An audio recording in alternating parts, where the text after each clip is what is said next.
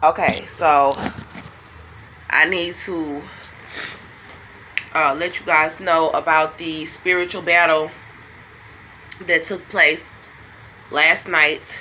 It was spiritual, between me and these devils. Something about there was something about a little girl. So I wrote it down what took place. I'm only going to talk about the first section because there were several events, and we're only going to talk about this one in the video. But this one, because that one happened first. So I was in a woman's house, and the woman she wasn't in the house at first. So I was in a bedroom, and the woman, like I was in a robe, like a robe, like I was comfortable, like you know how you walk around your house or whatever. And there were other young black women in the house. There was one who had very cocoa skin. But before we get to that, I was walking around. I started walking around. I came out the bedroom and I started walking around with a little baby on my shoulder. And the baby was like a little baby, like that, on my shoulder. And it was a little girl. And I'm just telling you how it went. It was a little girl. And she basically looked like, I didn't know what was going on, but I was walking around with a little girl, and she was a little light skinned little baby. She was lighter than me. She was like a newborn, kind of, sort of, but you know how they kind of started looking around and they could see and everything. Like she was at that stage. But she was very small, and she was a healthy, pretty healthy looking baby. Like you could tell that she might have had a little complicated carrying, but she, you know, she was a beautiful baby girl, and she didn't look like she had any disabilities or anything like that. She just looked like one of the little ones that needed a lot of love and care, you know. And she was like my complexion, but she was lighter than me, but there was hues of my complexion in this baby girl. And I was carrying her, and then I didn't know why I was carrying the baby. Like I didn't know I was walking around carrying this little baby on my shoulder, like, you know, like that. And she was content with me. And then all of a sudden, the baby disappeared. Like, I don't know, but I wasn't walking with the baby anymore. And I was in the living room in this woman's house, and there was another black woman there, but she was like outside a lot, and she was kind of tall, and she was kind of big, and she was brown skinned, but she wasn't like fat. She was just kind of big, and she was brown skinned. And then me and her did not talk at all. And so I went into a room, another bedroom, because I had been in the master bedroom of the house. So then I went into another bedroom, which was a smaller bedroom. So the living room was like this, like that way, and it had windows on that side. And then there was a door like on this side. And then there was another bedroom, like a children's bedroom right here. But I went into this room, and I saw this young black girl. And she looked like she was still like in that high school stage, like maybe a senior, you know, or something around that age.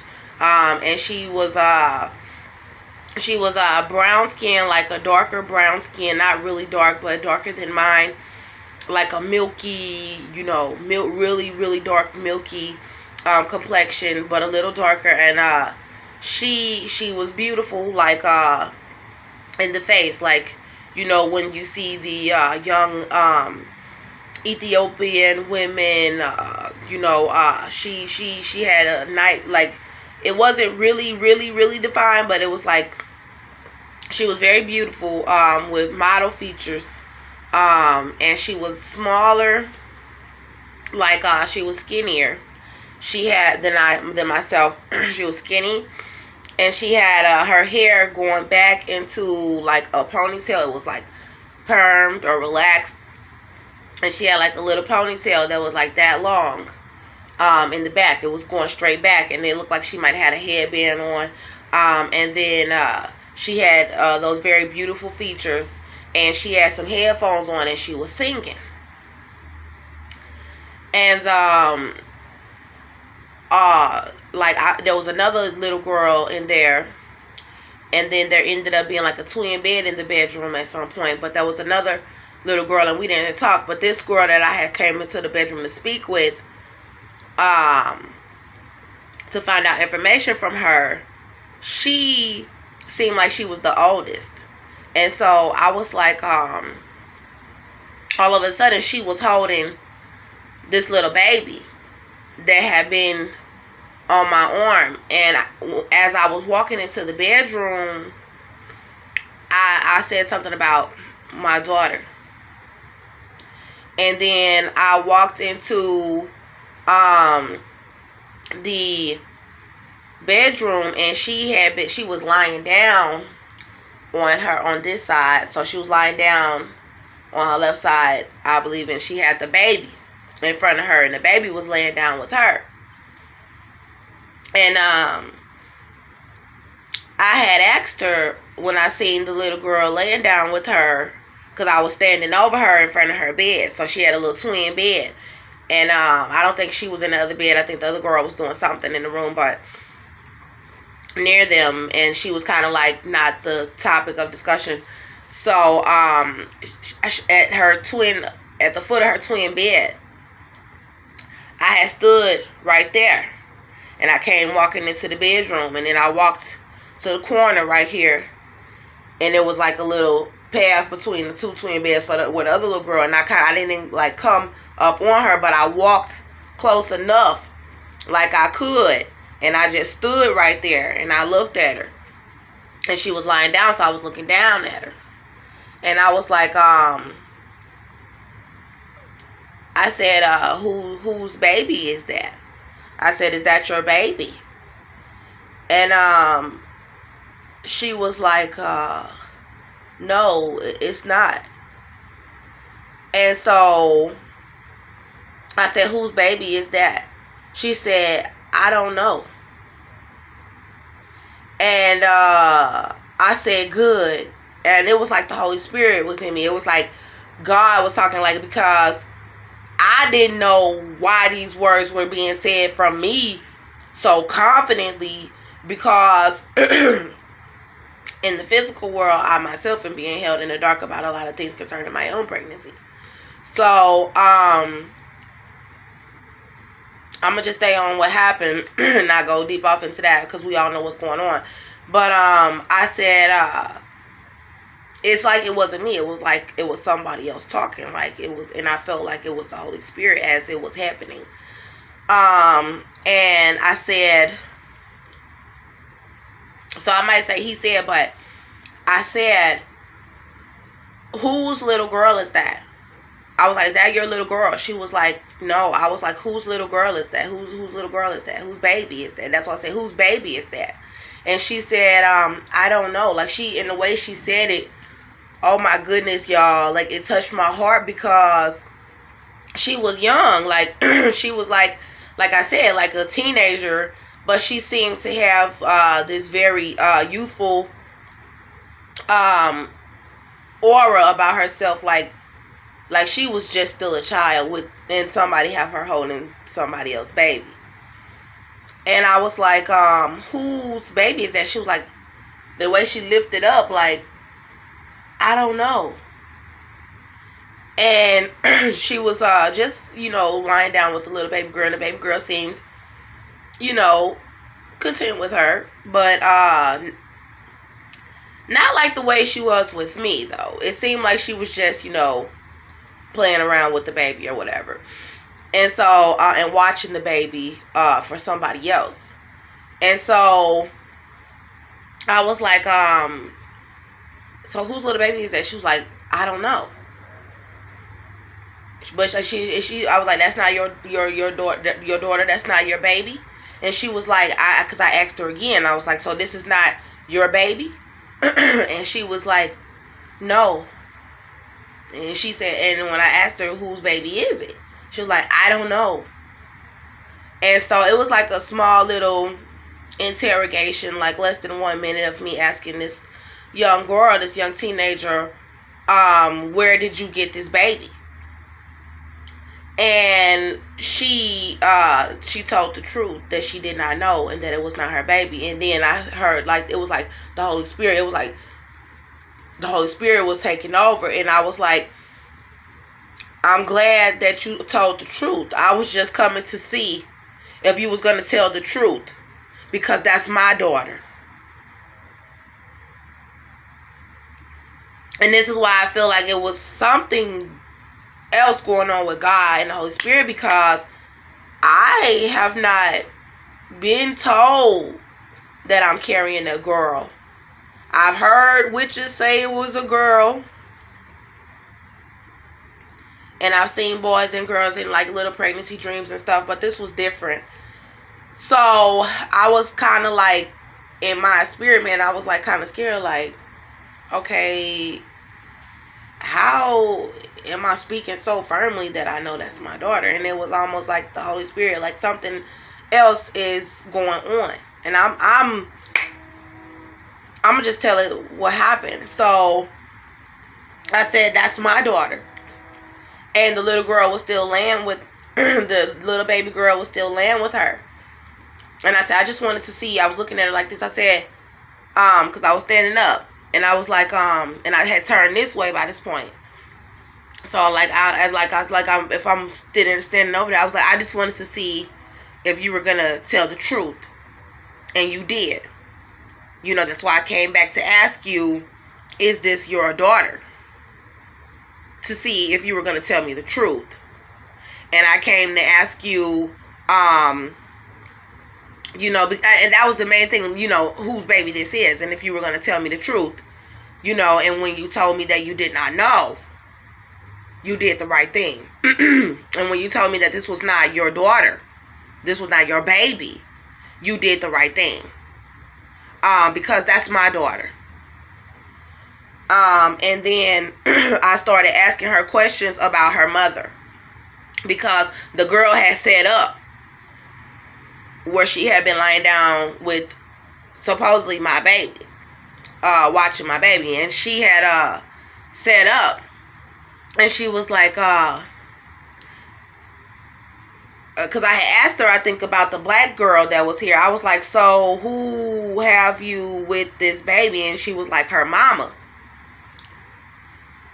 And I was like, noticing the other black girl that was there, she was older. Remember, I was standing out in the living room and she was outside some, and I was like looking at her like, is that her child? And she was like, no. That the other black girl that was older was not her daughter. And then she said, I had kept that in mind. And then the girl was like, my mama had brought a Hispanic girl. There used to be a Hispanic girl in the house too, and she used to be our maid.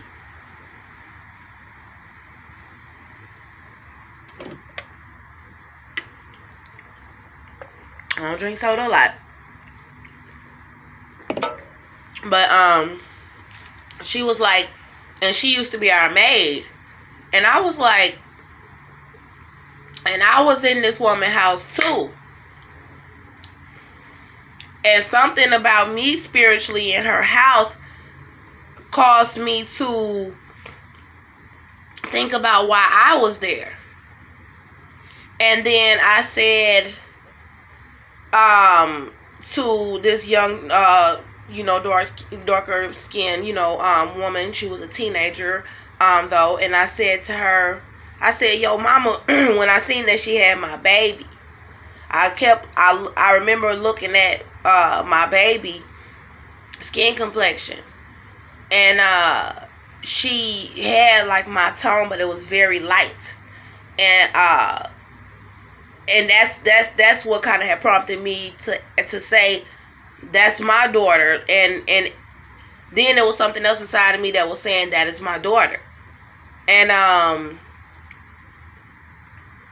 then the Holy Spirit, it seemed like something else was taking over when I was saying, well, I was just wanting to see if you were going to tell me the truth.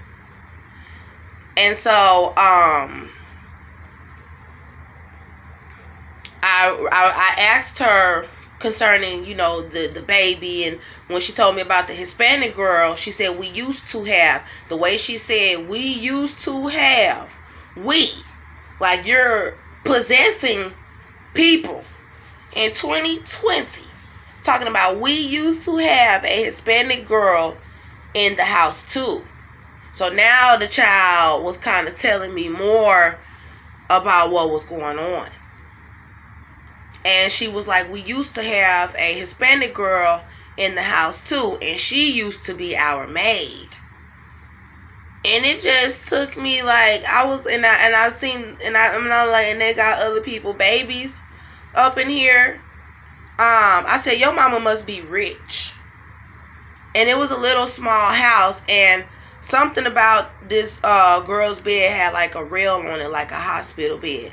Like something about how they was keeping this young black woman too, and she looked very healthy. She sang, and there was something about her that they felt was very special.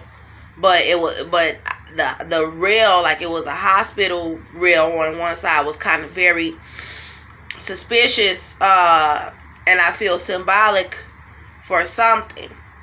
And so I said, and the way I had to get it out of her was almost as if she couldn't always tell that they was rich. Like she almost didn't want to tell me that they were rich. And I said, yeah, y'all must be rich. And she kind of, and I was like, is your mama rich? And she was like, yes. And I got like, oh my goodness, Jesus. Because I understood a little bit of what was going on. Like, oh, so your mama rich. And she got somebody else's baby because she rich. And she got people, daughters up in here, Hispanic girl being her maid because she rich. And she got other black girls, grown black girls out there because she rich. And there was something about the bigger black girl was like somebody had been tearing her down spiritually, and she was kind of withdrawn, you know, but kind of like there was a psychological issue up there because of some sort of psychological abuse, as the way she was behaving herself. And she wasn't like violent, but she was standoffish, as if someone had done something to her. And it seemed like she could meddle and get into trouble as a result of someone doing something to her and neglecting her and having her in an environment and not treating her like real family. You know, this is what I felt. Like she had come somewhere from where she had been abused, and then someone else took her in and continued to abuse her and belittle her and make her feel like she wasn't really a part of the family or a part of the home, and that this other young woman was better than her. And I recall coming out of the bedroom and seeing my natural hair in 4 puff balls. And I didn't have on no makeup or anything. So the state that I was in was like a very tore down state. Like if you see a little slave girl. And that's the state that I was in. And my eyes became lightened. But there was a darkness still of, oh my God, the evil that I'm seeing. And I remember backing out, like coming out of the room and saying, oh, so they feel like this young dark-skinned woman would be better than me because of the way that she looks. And then it was like and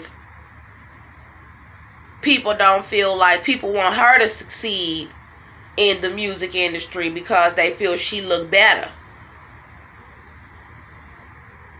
And then I was walking out of the room understanding why people would take my sound and take my music and then try to give it to somebody younger who they feel have the skinny image or can appeal more to black people, you know, the darker skin, and more black people wanted to root for this young woman because she had the darker skin, and they felt like they were ready for someone with darker skin. And then they wanted somebody who was young, you know, who was, you know, she was like in 12th grade, you know, who wanted somebody young and who wanted somebody who had the features that she had, the African really deep features that she had, and that they would be willing to completely annihilate me and even steal music, lyrics, and all of that kind of stuff and give it to her. And she did want to do music, and she did have a nice voice, but it was something about her music that wasn't even really her voice. Like, it was almost like it was mine.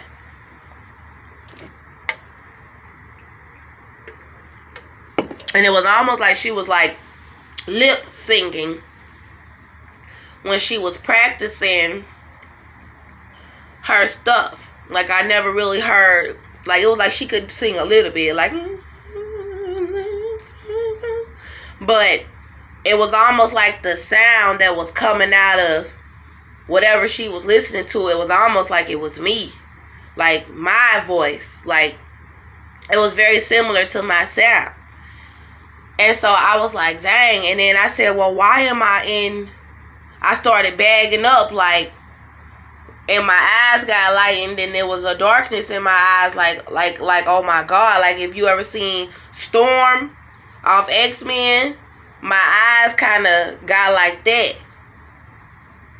And I had my puff balls on my head, like my natural hair. And I don't have a perm or relaxer or whatever, and my eyes got like this, but it was like Storm from X-Men, but it wasn't shining out that bright. So, like, if you ever seen a lamp, it was kind of like that a little bit, but it was a dull kind of one, like where you just like, oh my goodness, like, oh my God, where you it's not to like necessarily scare anybody else. It's where you like in the spirit, like, oh my God, you know. And my eyes got like that. And then and while my eyes was like that, I said, then why am I in this house? And I said, because I was like, what about the other black girl? And she never said what happened to the Hispanic girl. And then the other black girl was outside, but I was like, something about the way they was doing the other black girl was wrong. And then I was like, why am I in this house? And so right after that, after that happened, I was at a restaurant. Right after that, I was at a restaurant, and I was trying to order me some breakfast, but I had gone into the bathroom and I left my purse. I left my purse and all of my stuff, you know, because sometimes I'd be dragging around little bags or whatever, and I had left all my stuff right there. And I went into the restroom to use the ladies' room, and a police officer came into the ladies' room, black, bald-headed male police officer. And he came into the ladies' room, and something was like, why are the police here at the restaurant while I'm going into the ladies' room? But it was like something else bringing it to my attention. And then, you know, he was handsome. You know, he was a younger, handsome police officer. And I took note of that for some reason. And he wasn't really tall or whatever, but he had a bald head, and he had, I at first I didn't realize he was a police officer because his uniform was a little different. But then as he walked into the restroom and he went around me, he had one of them little things on where they be doing all that Mayday and all of that. And then he had some little stars and badges, and then I noticed the gun and the whole thing, and I was like, oh wow, that's a police officer. Because he was very handsome. So, you know, he was handsome. So, you know, I didn't really pay attention to the fact that he was an officer when I first seen him. I was looking at him up here. And so then when I realized he was a police officer, I was like, what is a police officer doing coming in, you know, into the restroom while I'm in the restroom? And then something in me was like, you left your purse outside in the restaurant, and people want to try to snoop around the police officers out there snooping around your stuff, trying to see if they can smell any marijuana or anything in your purse or whatever, to try to have a reason to arrest you. So I went out there like, hold on, let me go get my stuff, you know. So I went out there and, you know, I kind of grabbed my purse and I put it on me like, the hell going on around here? And I was just, in my mind, you know, I'm like, I'm not finna give these people any reason to arrest me. And so then I remember I had there was a male, there was something about a young black male, but he was like light skinned, he was a little older, but he was young. But then there was I was trying to order some food, and I went up to order the food, and it was breakfast food. It was like some pancakes and bacon or whatever. And I gave the woman $20. And I only ate like one pancake, or I didn't even eat the whole pancake. And, you know, so I go to pay for the food because it was kind of like an IHOP sort of. But it like the pancake, everything was made kind of like an IHOP. But there was no real title on the restaurant. We never really went over this in this spiritual experience. So I went to give her, I was like, I want to, you know, pay for my food or whatever. That's kind of how it was, like, to pay for my food. And she, I gave the woman a $20 bill, or I gave it to a man. Cause you know, sometimes it was like a hostess little stand or whatever. And she was, behind the hostess stand, and there was people around it.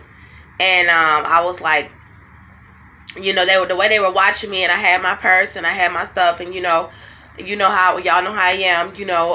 So I had given them $20, and I noticed that I did not get any change back, and it was almost like God was taking over, because I literally was there, but it was like he was speaking and handling them in a way that I would not. Like, even in the spirit realm, like, it'll have to be, you know, the Holy Spirit that would be having the heart, the knowledge to say certain things that I wouldn't even do. And so I would ask for my change, but it was like I didn't know what was going on. It's like me, like, I don't know what's going on. It's almost like he know a little something else about what was going on, because I'm about to tell you, I gave her the $20, and I was finna kind of like walk away, I guess, because, you know, I was in the spirit and I didn't really understand like what was going on. And then it was like the Holy Spirit stopped me, and this is what happened. So I was like, I gave the money to them, and then I didn't get no money back, and all of a sudden I was like, where is my change? And they said something about, oh, it cost $17 and 40 something, or $17 and some cent. And then I was like, I want a receipt. It was like he was saying it though. It was like it was God, and I was like, I want a receipt. And then the lady she got down like behind the hostess stand, like very low. And she was down there for a minute, like with, the little receipt tray. And it had like 2 receipts on there. And I was like, I want the receipt.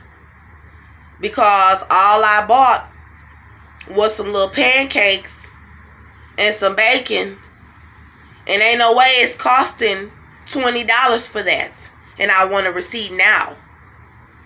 And she was still down there hiding. And then so she had got up, like I had came around the hostess stand, and I didn't approach her, but I came around to that side and I stood right there, and she was right there like hiding down there. And then I was like, I want my receipts, because that don't make no sense. And I was like, I want to see how much, basically, like, you charged me and what you charged me for. And then so she got up, and all of a sudden she had like she gave me a piece of paper. And I looked at the piece of paper, and it was her earnings, like the gross statement amount of how much she made at the company. But I didn't see no real paycheck time periods where she actually was there earning that money. So it didn't show the paycheck time period for her actually even working there. And it was almost as if it was staged, like they was just actors, like they didn't really even work there. It's like she was just there to do something dumb to me. And like everybody else had walked off when I started asking for my receipt. Like the man walked off, another woman walked off. It was like several people who, like 4 people or several people who was around the hostess stand. But when I started asking for my receipt and she got all down low and all of that, they all had walked away and went their separate ways. And so she was right there having to deal with me when I was asking for my receipt. And I wasn't really paying attention as much to them having gone off. And then she gave me a little half a sheet of paper. You know how they give you them little things at the bottom of your statements where you on the job and they show you your gross earnings. That's what it showed. But there was no time periods on there to show her hours that she worked there or anything like that. It was like a lump sum of gross income that she made. And she gave that to me like, here. And the way she did, she like put it in my face. And then I grabbed it and looked